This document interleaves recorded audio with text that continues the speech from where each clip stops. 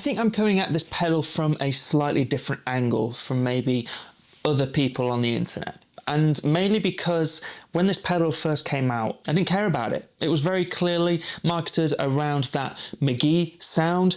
And to me, at this point, that doesn't mean much to me. I've got nothing against Mk.Gee at all. I just don't think he has made quite the same splash here in the UK as he has in the US just yet. And before getting this pedal, I'd never even heard a single song of his.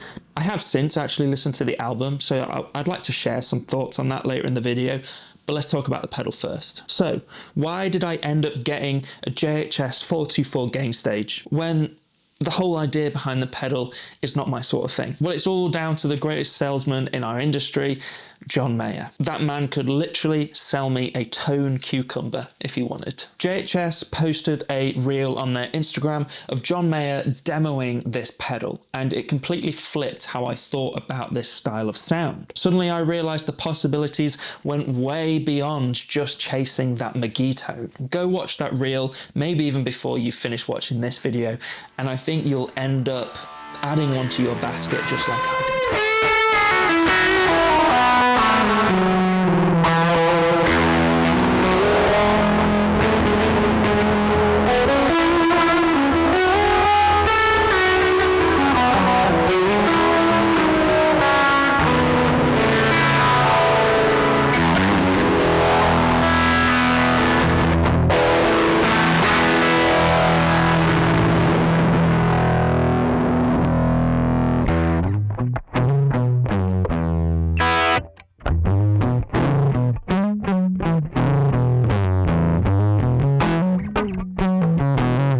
The JHS 424 gain stage is basically a Tascam Portastudio in a pedal. For anyone who doesn't know, the Portastudio was a multi-track cassette recorder from the late 70s and 80s. It is in its own right a legendary piece of kit. Bruce Springsteen's Nebraska, one of my all-time favourite albums, was famously recorded on one. But what does the Portastudio mean for guitar players? Well, for decades people have been plugging directly into one for weird, lo-fi, rubbery tones. Tones though that have never before been considered good guitar tone, more of a weird effect. That is until Mk.Gee has started to implement them in the core of his rig, and now suddenly everybody wants that sound. So what does it sound like? What does it actually sound like? Well, the best way I can describe it is imagine plugging into a cranked valve amp, a cranked Marshall. It's rich, it's harmonic, it's blooming and it's loud. Now flip that sound on its head completely. And the Portastudio, the 424 sound, is the complete opposite in every single way. It's dry, it's gritty, it's rubbery, and it's super direct. And you know what? It's actually kind of awesome too. Let's hear the thing. We're going to hear it out of the XLR first.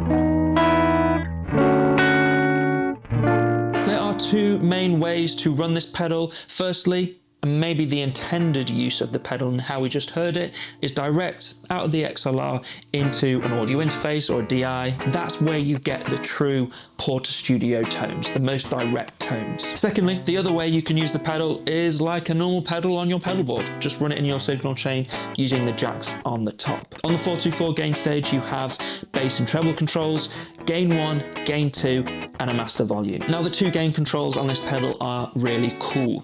Gain 1 acts like the Portastudio's input gain, crank it for more crunch, whereas gain 2 is more like the output of the Portastudio. Yes, when you do crank it gets a little more gritty, but really it's more about volume and decreasing the headroom of the sound. And then the 424 is really cool because you have that master volume at the end of it all, meaning you can balance the sound with the rest of your rig, whether you want it squeaky clean or crunchy and saturated. The direct tones are super cool with this pedal. Like, they sound like nothing else apart from a Portastudio, I guess.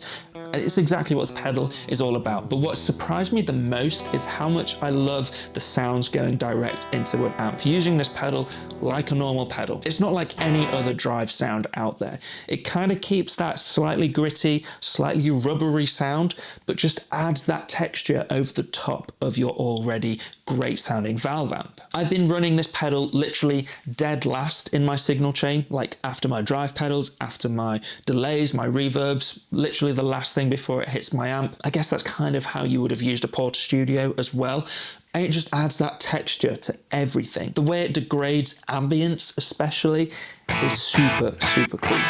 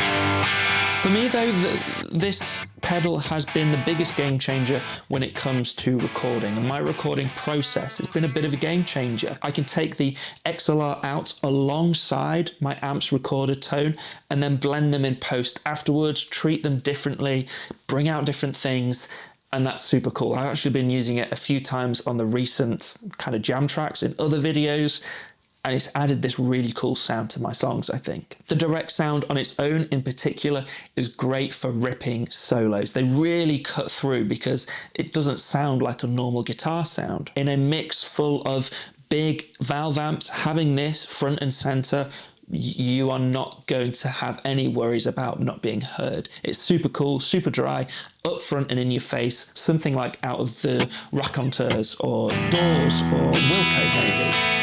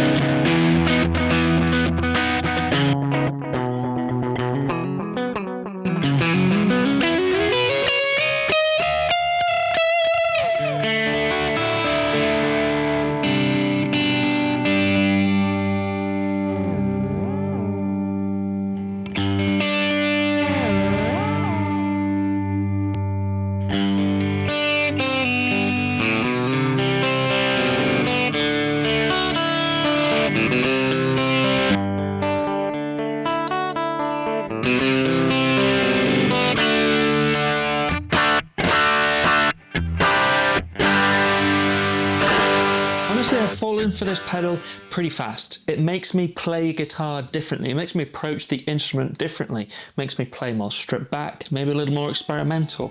And I like what it brings out of me. It's definitely one of my favourite pedals of this year so far, and it's going to be a core part of a future board build for me. So that's the 424. Let's put it there, looks nice. What about Mk.Gee? So I threw on his latest album in the car, listened to it a couple of times, and I have some thoughts. Firstly, I will say I was mainly surprised by how little the guitar features on the album. Yes, it's clearly maybe his main main part of the songwriting process. Maybe most of the songs are based around the guitar, but I don't really get how his sound has become so iconic and sought after when it's so tucked away underneath the rest of the production. Kind of weird how people are looking for that sound that's barely even there in the album. Production-wise, I know that the sparse lo-fi vibe is intentional, but to me, the songs felt more like just sketches, more like little jingles that never really went anywhere rather than fully fleshed out arrangements. That said, I have only listened to the album once or twice, so maybe I'm missing something, and if you guys are fans, if you like his stuff, please point me in the right direction. Enlighten me onto what I'm missing out with this, because I like this sound, I just couldn't find it in that album. That's just my initial opinion. Clearly he's had a huge impact on the guitar scene and got people talking, and that is really cool in itself. That is no mean feat, especially in this day and age. Either way, the 424 from JHS is just epic. It's got me thinking about guitar in a whole new way, and like I said, I like what it brings out of me.